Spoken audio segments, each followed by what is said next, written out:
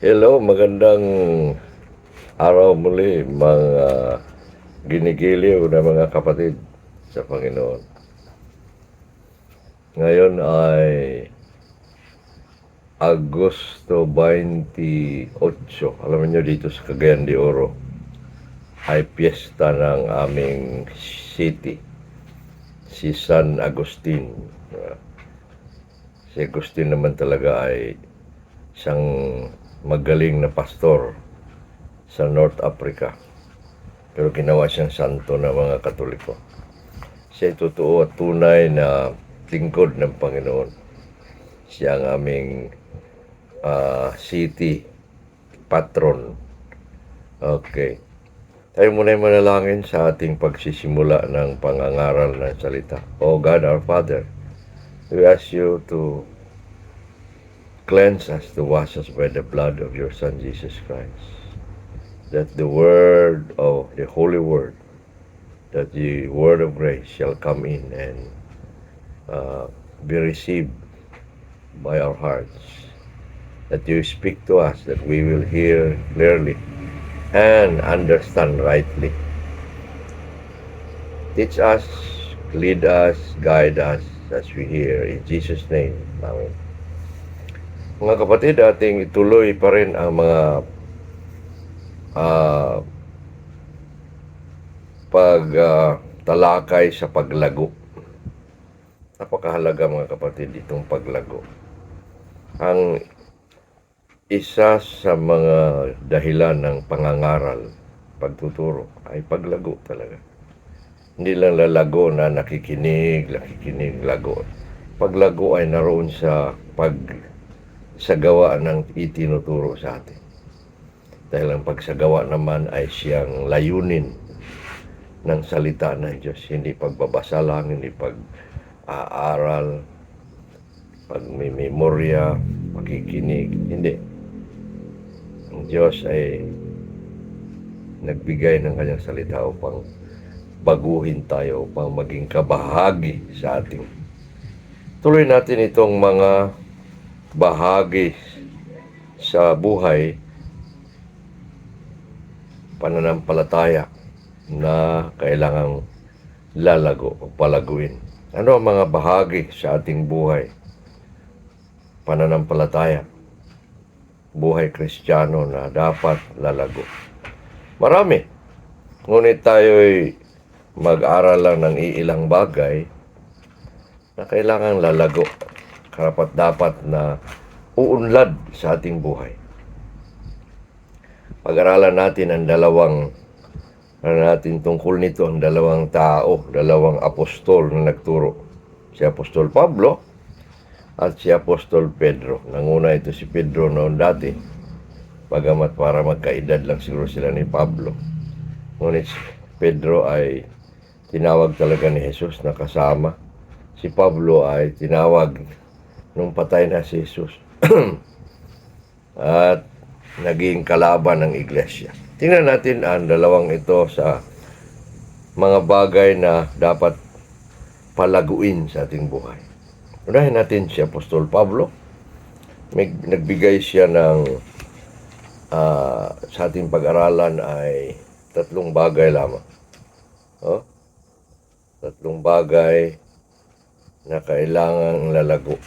Kay Apostol Pedro, marami-rami. Napakahalagang mga bagay na sa ating buhay Kristiyano mula sa kasulatan ay lalago ang mga bagay na ito. Una, ayon kay Apostol Pablo sa Episo, tayo sa Episo 1:17 at 19. Ano ang mga bagay na sinabi ng kasulatan tungkol sa dapat palaguin? Ano ang bagay na ito? Episo 1:17. Ito ang sinabi mga kapatid. Upang ang Diyos ng ating Panginoong Hesus Kristo, ang Ama ng kaluwalhatian, ay magkaloob nawa sa inyo ng espiritu ng karunungan at kapahayagan sa pagkikilala sa Kanya. nalangin, no? Dalangin ni Pablo sa taga-Episo na sila ay lalago. At isa sa sikreto, kasi nalaman nila ang kanilang panampalataya. At ipinanalangin niya sila, nalalago sila, uunlad sila sa narinig niyang pananampalataya. At ito ang sikreto sa 17, na sila dapat ay bigyan, magkaroon sila ng espiritu ng karunungan at pag-unawa. Espiritu ng kapahayagan pala. Espiritu ng karunungan at kapahayagan. They will have the spirit of wisdom and revelation. Ito ang sikreto ng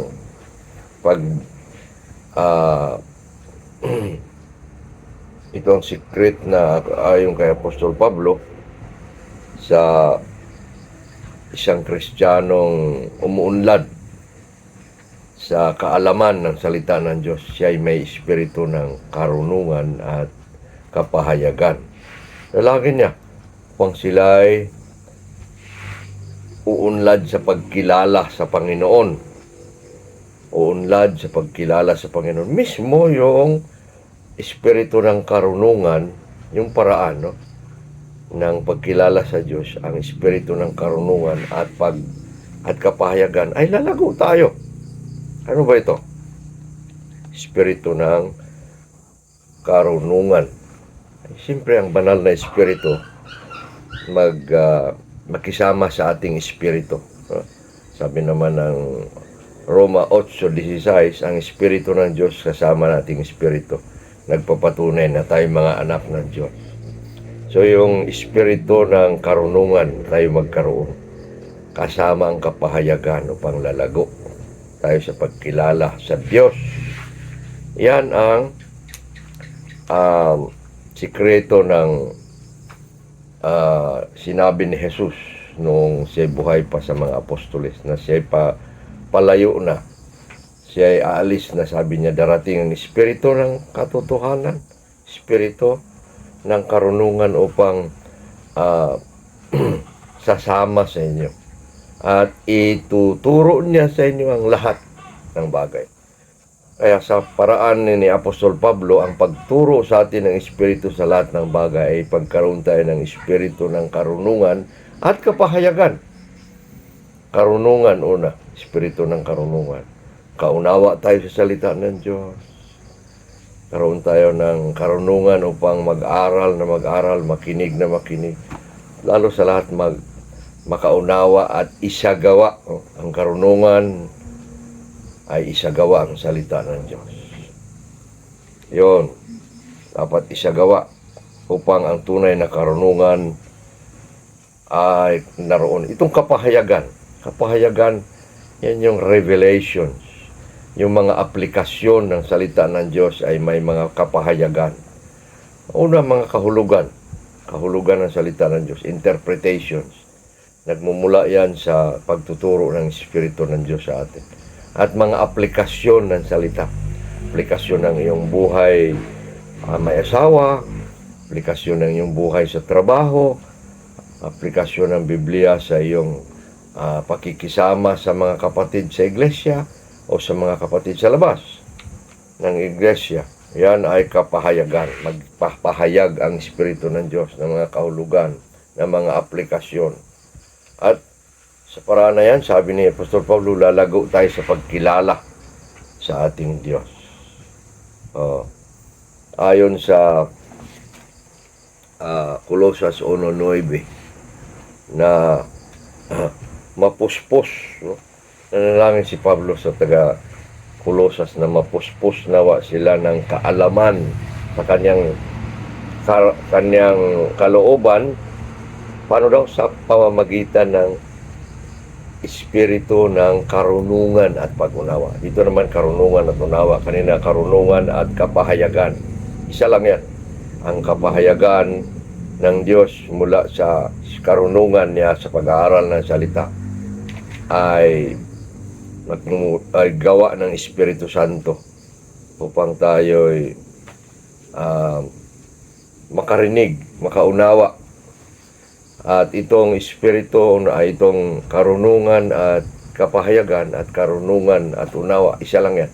Pag mayroon kang kapahayagan, ikaw ngayon ay may ah, mayroon ka ding unawa.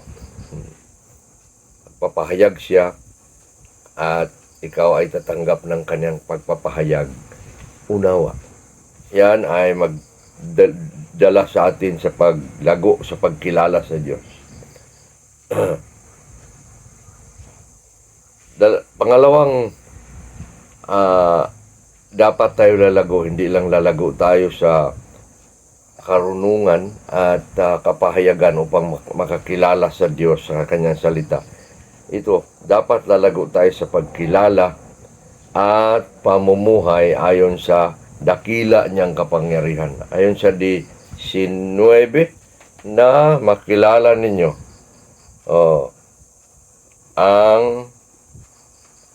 ang lubhang kadakilaan ng kanyang kapangyarihan tungo sa atin sa mga nagsampalataya.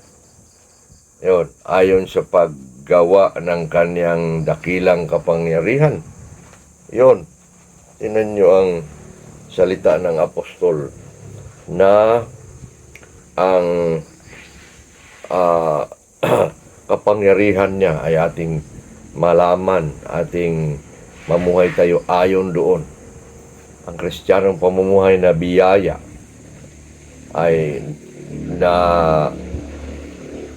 nagagawa, nagpapatuloy tayo, namumuhay tayong ligtas sa pamamagitan ng kapangyarihan niya. Kasi kung hindi tayo mamuhay sa kapangyarihan niya, mayroong laman ang mamumuhay. Kung ayon sa kanyang kapangyarihan, siyempre kapangyarihan ng kanyang espiritu. Mamuhay tayo ayon sa kapangyarihan ng espiritu ng Diyos na gumagabay sa atin, bigyan tayong lakas sa lahat ng bagay, lalo na sa pagtakas at paglayo at saka sa pagtalikod sa anumang bagay na masama at kasalanan. Kaya, kapangyarihan ng Diyos ayon sa Efesos 6:10 na sa ating pakipagdigma, sa pakikipaglaban sa dyablo araw-araw, nangailangan tayo ng kapangyarihan ng Diyos. Magpakalakas kayo sa pamamagitan ng dakilang kapangyarihan ng Diyos. Pangalawa, mga kapatid, na ibig ni Apostol Pablo sa kanyang mga panalangin na lalago ang iglesia. Lalago tayo itong Filipos 1:9 at 10. Anong sinabi sa Filipos 1:9 at 10? Ito, mga kapatid, ang ating babasahin. Sa 9, na dalangin ko ito, na ang inyong pag-ibig ay higit at higit pa niya ngang sumagana sa kaalaman at sa lahat ng paghatol, upang inyong mga patunayan mapipili ang mga bagay na magagaling, ano pat kayo ay magiging mga tapat at walang ikasasama hanggang sa pagbalik ni Kristo. Tingnan nyo ang tunada ng Apostol Pablo dito sa Filipos. Nanalangin siya ng pag-ibig na maghigit na higit pa na sumagana. Yan ang unang-una na katangian ng Kristiyano, na mga mapapatunayan nga tayong Kristiyano tayo ayon kay Jesus. Alaman nila, makilala nila tayo ay sa Diyos at mga anak ng Diyos sa pamamagitan ng pag-ibig. At dito, dalangin ni Pablo na sila lalago sa higit na higit pang sumagana nawa sa pag-ibig.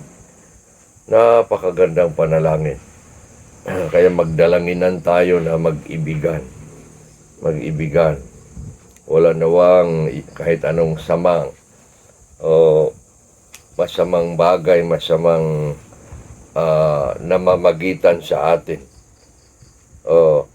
Sa pagsagana ng kanilang pag-ibig, dalawang bagay ang tinuro ni Pablo, inihayag ni Pablo. ang dapat mangyari. Sila'y sasagana sa pag-ibig sa pamamagitan ng kaalaman. Pag-ibig na tunay ay nagbabase na nag-uugat sa salita ng Diyos. Doon natin malaman kung ano ang pag-ibig. Lalago tayo sa kaalaman sa pag-ibig. At malaman natin na ang pag-ibig ay mula sa Diyos. Wala tayong pag-ibig, ibinuhos yan ng banal na Espiritu. At tungkol naman sa kaalaman sa pag-ibig, na tayo lalago, ang 1 Corinto 13:7 at 13:4 nagsasabi ng pag-ibig ay dapat mapagbata, mabait, hindi mainggitin, hindi makasarili, hindi madaling magagalit, hindi nag-iisip ng anumang masama, hindi magalak sa kasamaan, nagagalak ito sa katotohanan, pinapasan ang lahat ng bagay, pinaniniwalaan ang lahat ng bagay, inuunawa ang lahat ng bagay, tinitiis ang lahat ng bagay. Yan ang pag-ibig. Na dapat na ang ating kaalaman ay napupuno. At kaalaman pa lang yan, ngunit kaalaman at paghatol, kaalaman at pagsagawa. Yung mga bagay na ating nalalaman sa pag-ibig na dapat lalago tayo, lalago rin tayo sa, sabi ni Pablo, paghatol o pagsagawa. Ang mga kaalaman ay ilinalakat. Ang mga kaalaman ay ginagawang totoo sa totoong pamumuhay. Ayon sa 1 Pedro 4:8, ang pag-ibig ay nagtatakip ng maraming kasalanan. Kinuha yan ni Apostol Pedro sa Kawikaan 10:12 na ang tunay na pag-ibig na dapat lalago tayo, matatakpan ang anumang masasama o kasalanan. Yan mga kapatid, ang dalawang hinihingi ni Pablo sa kanyang mga panalangin na dapat sinilalago at tayo rin. Una, kaalaman, espiritu ng karunungan at kapahayagan. Itong pangalawa, ang pagkilala at pamumuhay ayon sa kapangyarihan ng Diyos na dakila. Pangatlo, itong paglago sa pag-ibig na nababase sa kaalaman at sa paghatol. At kung mayroon yan, sabi ni Pablo, ang pag-ibig ay nagsisimula. Sabi ni Apostol Pablo, kung maglalago ang pag-ibig, mapipili, mapapatunayan natin anuman ang pinakamagaling. You will approve that is excellent. Ibig sabihin, pag wala tayong pag-ibig, hindi natin mapipili, hindi natin mapapatunayan ang pinakamahalaga. At pagkatapos malaman ang pinakamahalaga, dahil sa pag-ibig na lumalago, ayon kay Apostol Pablo, ay maging tapat tayo, walang kapintasan sa araw ng Panginoon. Pangatlawa, ayon naman kay Apostol Pedro. Si Apostol Pedro nagpahayag ng mga bagay na dapat lalago. Doon siya sa pangalawang sulat niya, nagsasabi na ang mga bagay na ito ay kailangan lalago. Ang ginamit ni Apostol Pedro dito na salita ay idagdag. Sa pangalawang Pedro 1, sa simula pa lang ay naghahayag si Pedro, nagpapahayag na ang pananampalataya natin ay napakahalaga. Precious, high value, mahal na kalidad. Ang ating pananampalataya ay pinakamahal. Huwag mo kailanman iwanan ang iyong pananampalataya. Dahil wala ka nang malaman, wala na tayong alam na mas mahal pa sa ating pananampalataya. The faith we have, as Paul said, is a precious faith. Kaya, dahil ang pananampalataya niyan ay mahalaga, no? Ito isang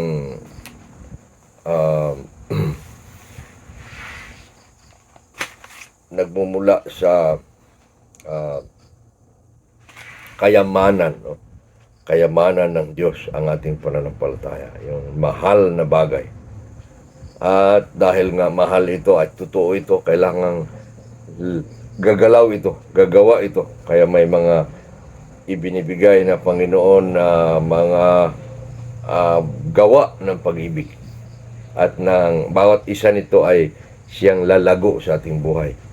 Kaya pag idagdag natin ito sa ating pananampalataya, 7 bagay, symbol of completeness, naging totoong malago tayong Kristiyano. Unang idagdag ang sinasabi ng 1:5 ng pangalawang Pedro.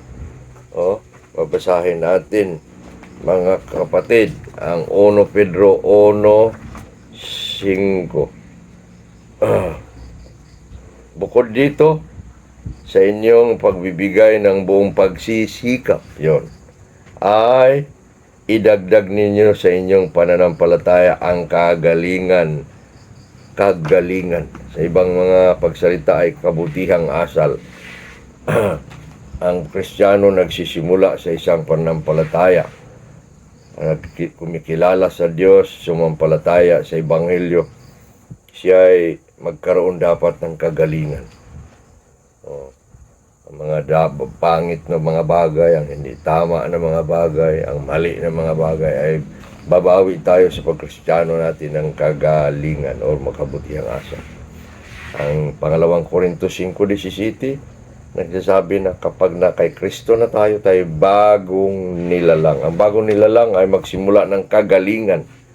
Magaling na pagsalita, magaling na paggawa, magaling makisama. Kailangan magaling. At lalo tayong gagaling sa paglago. Yan ang dalangin ng Apostol Pedro. Pangalawa, na idagdag na masipag, matyaga ang kaalaman sa versikulo 5 pa rin.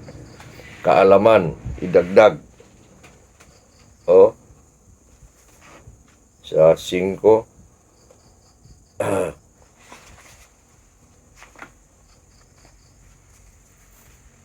At bukod dito sa inyong pagbibigay ng buong pagsisikap, idagdag ninyo sa inyong pananampalataya ang kagalingan. Pangalawa, kaalaman, idagdag ang kaalaman. Matapos tayo nagkaroon ng kagalingan sa maraming bagay, pupunta na tayo sa salita ng Diyos. Kaya kailangan tayong lalago, uunlad sa kaalaman. Siyempre, kaalaman ng Biblia, kaalaman ng kasulatan.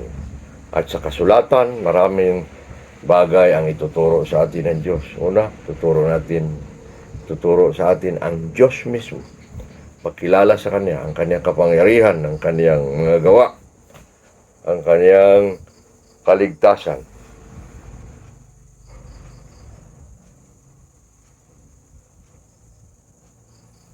Kaligtasan, mga kapatid. Kaya, kaalaman sa Diyos, kaalaman sa pananampalataya, sa pagsunod sa Panginoon, kaalaman sa pakikisama. Marami. Lahat ng bagay ukol sa kaalaman ng Kristiyano. Lalago tayo sa idagdag ang kaalaman. Tagal na nating nakikinig sa mensahe, dapat ang kaalaman ay lumalago na sa atin. Pangatlo, na idagdag, matapos ang pagalingan, kaalaman, idagdag ang pagtitimpi o pagpipigil sa sarili. Pigilin ang ating buhay sa laman ay maraming kasamaan, maraming kasanayan ng kasamaan. Kaya dapat mapipigil na ang bibig, mapipigil na ang mata, mapipigil na ang damdamin. Bunga ng kaalaman ay ang pagtitimpi. Nababase kasi ang ating mga pagtitimpi doon sa kasulatan, doon sa salita ng Diyos. So when there is temperance, when there is this so-called control. Then, nababase yan sa ating kaalaman. Konektado ang pagpipigil mo sa mga salita ng Diyos tungkol sa pagpipigil. Pigilin, dasal natin sa karunungan na mapipigil ang anumang kasamaan na hindi tayo lalayo sa Diyos. Pang-apat, matapos idagdag ng buong sikap ang pagtitimpi o pagpipigil sa sarili, ito ang pagtitiis. Magtiis na. Meron ng pagtitiis rin yung pagtitimpi, pero itong pagtitiis talaga, kailangan lalakas tayo. Ayon kay Apostol Pablo sa Colosas 1:11, na pinapatatag ang inyong kalakasan ayon sa kanyang maluwalhating kapangyarihan ng kapangyarihan at ng buong pagtitiis at pagbabata. Tingnan nyo, buong pagtitiis. Magtiis tayo. Marunong tayo magtiis, maghintay. Yan, pagtitiis, paghintay. Pagtitiis yung maraming karamdaman tayo. Nagtitiis tayo sa sakit. Nagtitiis tayo sa mga kapatid na umaalis. Kailangan marunong tayo magtiis. Pagtiis ay Kristiyanong makakristyanong ugali. Idagdag matapos ang pagtitiis ang pagiging makadyos. Makadyos na. Dito yan sa verse 7. Verse 6 pa. Verse 7.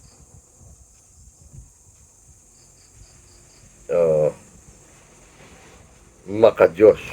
Anong makadyos na idagdag? Makadyos tayo. Ibig sabihin, ano ba ang mangyayari sa makadyos na tao na pag dinagdag matapos ang pagtitiis? Makadyos. Makadyos ay ang laman ay hindi na sinusunod kundi ang Diyos.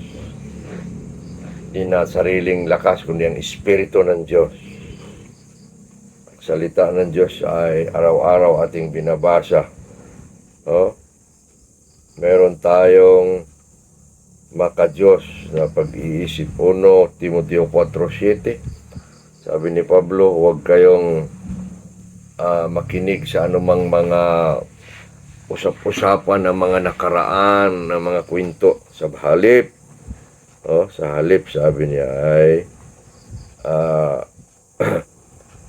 ang inyong gagawin ay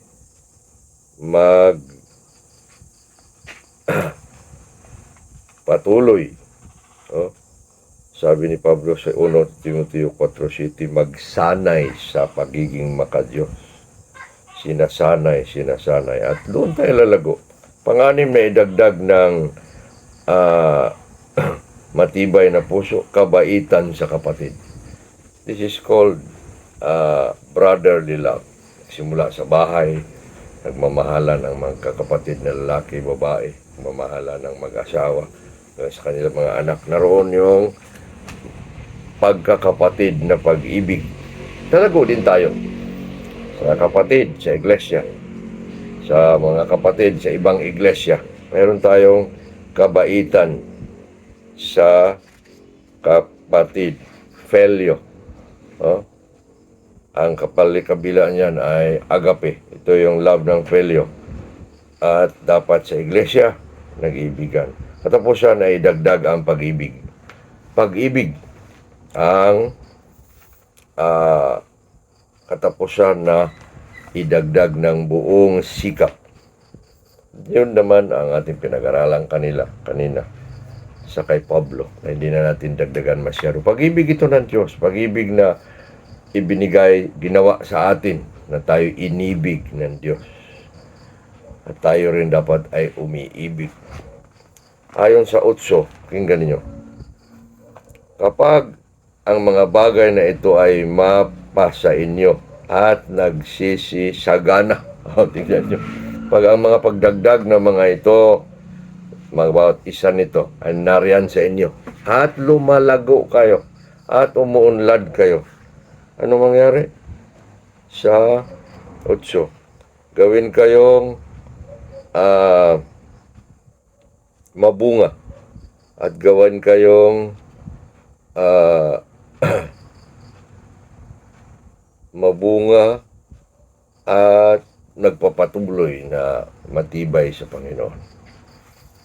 Ito mga kapatid ang kailangan idalangin natin na lalago tayo sa buhay. Lalago tayo sa buhay Kristiyano sa mga pagdagdag ng buong sikap. At sa kay Pablo,